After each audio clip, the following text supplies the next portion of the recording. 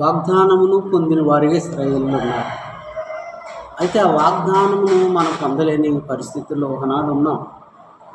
ఆనాడు అన్యజనులుగా ఉన్నాము. అటు తర్వాత యేసుక్రీస్తుని మనం అంగీకరించుకున్నాం. అయితే యేసుక్రీస్తును అంగీకరించిన మనకి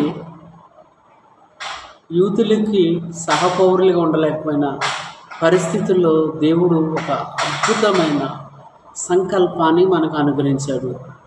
అదేంటో ఒకసారి చూద్దాం.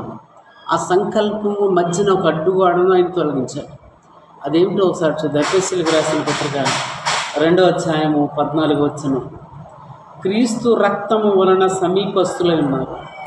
ఆయన మన సమాధానమై ఉండి మీకును మాకును ఉండిన అనగా ఈ రాస్తున్నది ఎవరు? ఎఫెసీ సంఘానికి అపోస్తలుడు పౌలు రాస్తున్నాడు.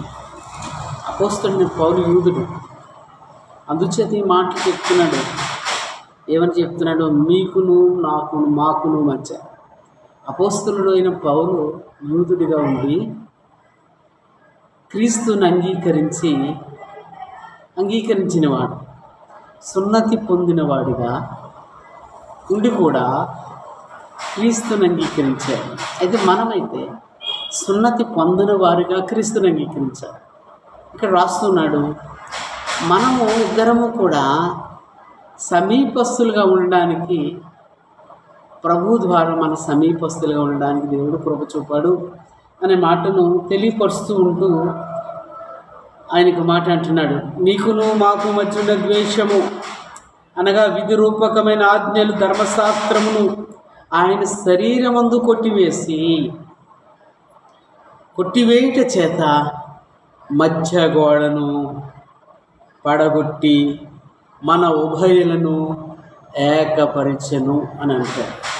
అంటే అర్థం ఏంటి? ఇక్కడ మనం చూసినట్లయితే శరీర సంబంధముగా ఉన్న అన్యజనులమైన మనము ఆత్మ సంబంధమైన వారిగా ఉన్నాము.